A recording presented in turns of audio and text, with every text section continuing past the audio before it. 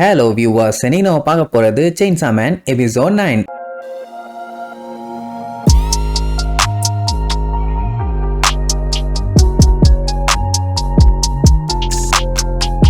Open பண்ணா போன பாட்டுல நம்ம ஹிமினோ அவளையே அவ சாக்ரிஃபைஸ் பண்ணி அந்த கோஸ்ட் டெவலை யூஸ் பண்ணி கட்டானாவை காலி பண்ண ட்ரை பண்ணா கடைசியில அந்த சவட்டாரி வச்சா பாக்கணுமே ட்விஸ்ட்.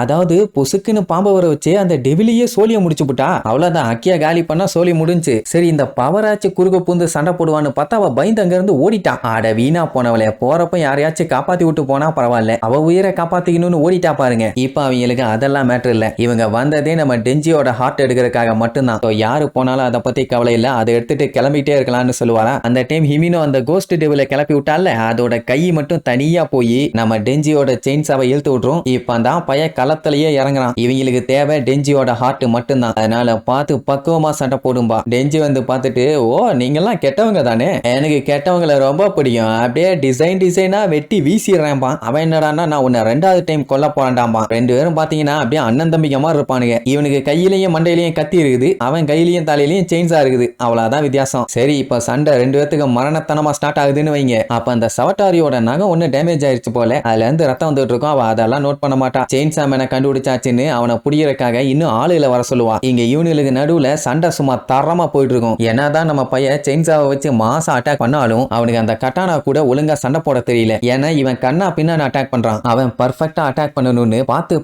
அட்டாக் பண்றான். அந்த டைம் இந்த வில்லனுகளோட ஆளுங்க ஹெல்ப்புக்கு வந்துருவானுங்க. ரெண்டே பேர் தான் கண்ணை வச்சு நிப்பானுங்க. வந்த வேகத்துல சுட்டமா போன மாட்டு இல்லாம போஸ்ட் கொடுத்துட்டு நின்ன உடனே நம்ம பைய போட்டு பொலன்னு காட்டு காட்டிட்டான். அதுக்கப்புறம் போட்டு கட்டானா கூட மறுபடியும் சண்டை. இதுல மேட்டர் என்னன்னா, சுட வந்த ரெண்டு பேருமே மனுஷங்க. அவங்கள டெவில் ஹண்டர்ஸ் கொல்ல மாட்டாங்க. அதனால அடிச்சு மட்டும் போட்டதுனால மறுபடியும் எந்திரிச்சு வந்து சுடுவானுங்களா. உடனே டெஞ்சி அதுல ஒருத்தனை புடிச்சு வச்சுக்கிட்டு, டேய் எவனாச்சும் அசைஞ்சிங்க இவனை போட்டுருவேன், அதுவும் நீங்க 1 மில்லிமீட்டர் அசைஞ்சா கூட இவனை பண்ணியா இருக்கிற மாதிரி அறுத்துருவேன்பா. இந்த மாதிரி வில்லப்பள்ளியில வச்சுட்டு இதெல்லாம் பேசலாமா? அவன் அப்படியே உட்காருவான். அது அப்படித்தான் உட்காரணும். இதுக்கப்புறம் அசையாத அப்படியே இருப்பான். அவன் உட்கார்ந்ததே அட்டாக் பண்றதுக்காக தான். அசையாதன்னு சொன்னா அடுத்த செகண்ட் இவங்க ரெண்டு பேத்துக்கு பின்னாடி நின்றுட்டு இருப்பான். எங்க போனான்னு பாத்துட்டு இருக்கும் போதே அவனுக்கு ரெண்டு பேர்த்தோட பாடியுமே அப்படியே தனியா கலந்து விழும். இதே மாதிரி தானே அக்கியே அட்டாக் பண்ணா. செம்ம ஸ்பீடு. அவ்வளவுதான், நம்ம பயல இப்ப ரெண்டா வெட்டியாச்சு. அப்புறம் என்ன, இனி வண்டியில ஏத்திட்டு கிளம்ப வேண்டியதானே. அப்ப அந்த கட்டானா டெவில் மறுபடியும் நார்மலா மாறிடும். அவனோட கணக்கு என்னன்னா, டெவில் ஹண்டர்ஸ் எல்லாருமே ஹியூமன் தானே, என்ன இருந்தாலும் அவங்களால கன்னெல்லாம் எதிர்த்து ஜெயிக்க முடியாது, நம்ம தான் ஜெயிப்போன்னு வில்லத்தனமா சொல்லுவான். அப்படியே கட் பண்ணி டெவில் ஹண்டர்ஸ் ஒவ்வொருத்தரையா காட்டுறாங்க.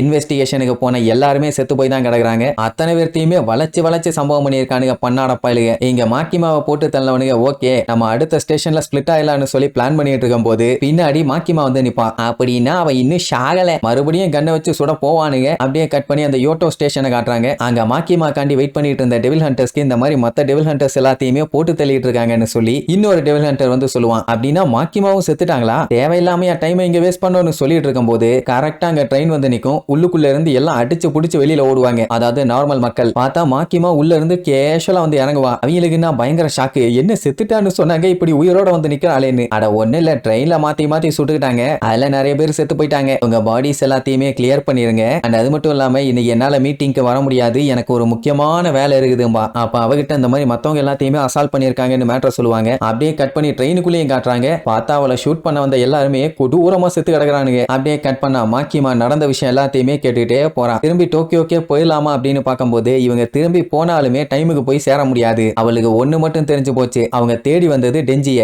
அதனாலேயே இங்க இருந்துட்டு அவளால என்ன பண்ண முடியுமோ அதை பண்ண போறேன்பா. அதுக்கு இவளுக்கு சில பல கைதிகள் தேவை, அதுவும் ஆயுள் தண்டனை இல்ல அதை விட மோசமா இருக்கணும். மினிஸ்டர் ஆஃப் ஜஸ்டிஸ் பெர்மிஷன் வாங்கிட்டு அதுக்கப்புறம் கூப்பிட்டு வர சொல்லுவா. அதுக்கப்புறம் இன்னொருத்தி இருக்காளே டெண்டோ, அவளை இங்க பக்கத்துல ஏதாச்சும் ஹைட்டான டெம்பிள் இருக்கான்னு செக் பண்ண சொல்லுவா. நான் போய் அதுக்குள்ள ட்ரெஸ் மாத்திட்டு வந்துடுறேன்னு கிளம்பிடுவா. அப்புறம் என்ன, அவ சொன்ன மாதிரியே ஆயுள் தண்டனை கைதி இல்லாட்டி தூக்கு தண்டனை கைதி மரண தண்டனை கைதின்னு எவனுக்கு கிடைக்கிறானுங்களோ அவனுங்களை அள்ளி போட்டு அவனுக்கு வேணுங்கிற சாப்பாடெல்லாம் கொடுத்து கூட்டு வருவாங்க. என்ன அவனுக்கு யாரும் வாய் பேசக்கூடாது, அதுக்காகவே சாப்பாடை அள்ளி கொடுத்து கூட்டு வருவாங்க. இத பார்க்கும்போது தலைவற்ற ஆடுக்கு மஞ்சள் தண்ணியை ஊத்தி குளிப்பாட்டி கூட்டு வர மாதிரியே தெரியல. இங்க மாக்கிமா ட்ரெஸ் எல்லாம் மாத்திட்டு ஏதோ சம்பவம் பண்ண ரெடி ஆகிறா. அதே நேரம் இங்க டெஞ்சியை தான் காலி பண்ணிட்டானுங்களே. வண்டியில ஏத்துற வேலையை அடியாளுங்க ரெண்டு பேரும் பார்த்துட்டு இருப்பானுங்க. அப்ப திடீர்னு அவனுக்கு ரெண்டு பேருமே ஷாக் ஆவானுங்க. ஏதோ சரியில்லைன்னு தோணுது, என்னன்னு புரியல, என்னவா இருக்கும்னு அப்படியே யோசிச்சுக்கிட்டே இருக்கும்போது பொசுக்குன்னு அப்படியே ஸ்பாட்லயே நசுங்கி நசுங்கி வெடிச்சு செதறிடுவான். அதை பார்த்துட்டு எல்லாருமே ஆடி போயிருவாங்க. உடனே சவட்டாரி team E and team C Makima நிஜமாவே செத்துட்டாளான்னு அவ பாடியை செக் பண்ண சொல்லுவா. அப்ப டீம் ஈல இருக்க ஆள் மட்டும் தான் பேசுவான். ஏன்னா டீம் சில இருக்க ஆளுல கான்டாக்ட் பண்ண முடியலன்னு. எப்படி பண்ண முடியும், அதான் ட்ரெயின்லயே வச்சு சம்பவம் பண்ணிட்டாலே. திடீர்னு பார்த்தா பேசிட்டு இருந்த அவனுமே நசுங்கி செத்துருவான். அவன் ட்ரெஸ் மட்டும் தான் அங்க இருக்கும். சோ இப்ப 2 பேரு காலி. அப்பவே இந்த சவட்டாரிக்கு தெரிஞ்சு போச்சு இந்த வேலையை பண்றது எல்லாமே மாக்கிமா தான். அவன் என்ன பண்ணிருப்பான், அந்த கைதிகளை கூப்பிட்டு வந்தால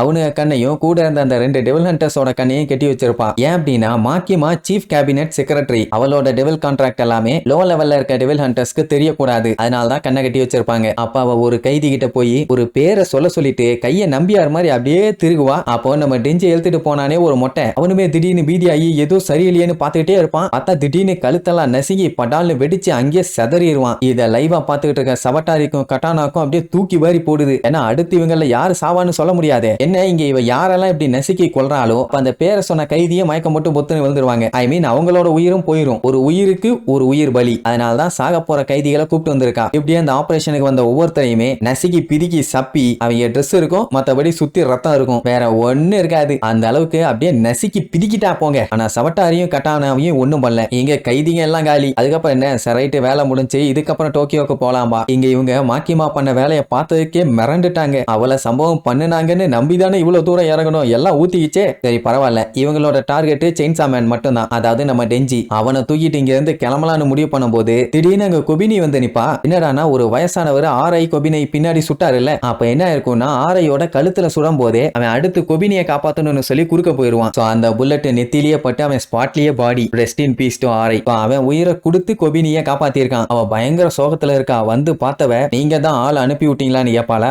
கொடுத்த வேலையை ஒழுங்கா முடிக்காம விட்டுருக்காங்கன்னு அந்த சவட்டாரி ஸ்னேக் டெவில யூஸ் பண்ணி அட்டாக் பண்ணுவான். இந்த டைம்ல தான் கொபினியோட முழு டேலண்டையே பார்க்க முடியும். அப்படியே அந்த ஸ்னேக் மேலேயே ஜம்ப் பண்ணி ஓட ஆரம்பிப்பான். உடனே அந்த கட்டானாவும் கண்டமேனிக்கு சுடுவான். அதுல எஸ்கேப் ஆகி வந்து அவனோட கையை ஒரே வெட்டு. அதுக்கப்புறம் கீழே இருந்த கன் எடுத்து அவனையே டொப்பு டொப்பு டொப்புன்னு போட ஆரம்பிச்சிருவான். சவட்டாரியை விடல, கண்டமேனிக்கு சுட ட்ரை பண்ணுவான். எல்லாத்தையும் எஸ்கேப் ஆகி நம்ம டெஞ்சியோட பாடிக்கு பின்னாடி போய் ஒளிஞ்சுக்குவான். இப்ப என்னன்னா இதுக்கு மேல சுடுவாங்கன்னா அந்த கட்டானா பைய செத்துருவான். அதனால எஸ்கேப் ஆனு சொல்லிட்டு அவனை சவட்டாரி உடனே வேன்ல ஏத்திட்டு அவசர அவசரமா அங்க இருந்து தப்பிச்சு ஓடுவாங்க. ஒபினி ஒரு வழியா மாஸ் காட்டிட்டான்னு வைங்க. ஆனா என்ன டெஞ்சியை பார்த்து அழுதுகிட்டே நான் இன்னைக்கு உன்னைய கொல்ல ட்ரை பண்ணேன், நீ மன்னிச்சிரு, இன்னைக்கு எனக்காக ஒருத்தன் செத்து போயிட்டான், நான் ஒரு கொலகாரி ஆயிட்டேன்னு கதறி கதறி அழுவா. என்னன்னா ஆரைய சுட்ட அந்த தாத்தாவை போட்டு தள்ளிட்டா. இதெல்லாமே என்னோட தப்பு தான். இந்த ஜாப் இவ்வளவு லூசுத்தனமா இருக்கும்னு நான் எதிர்பார்க்கவே இல்லை. இமினோவை பார்த்த உடனே நான் அந்த ஜாப்பை விட்டு குவிட் பண்ண போறேன்னு சொல்ல போறேன் அப்படின்ட்டு அழுது புலம்புவா. இன்னும் அவளுக்கு அவ செத்த மட்டும் தெரியல. டெஞ்சிக்கே இந்த நிலைமை, மத்தவங்க நிலைமை என்னன்னு யோசிக்காம விட்டுட்டா. அப்படியே கட் பண்ணா மாக்கிமா அந்த 2 அல்லக்கைங்களோட டோக்கியோ வந்து சேர்ந்துட்டான். அப்ப ஒரே ஒரு டெவில் ஹண்டர் மட்டும் உயிரோட வந்திருப்பான். பரவாயில்ல, நீயாச்சும் உயிரோட இருக்கியே. சரி எத்தனை பேர் செத்து போயிருக்காங்கன்னு கேட்டா டிவிஷன் 1 2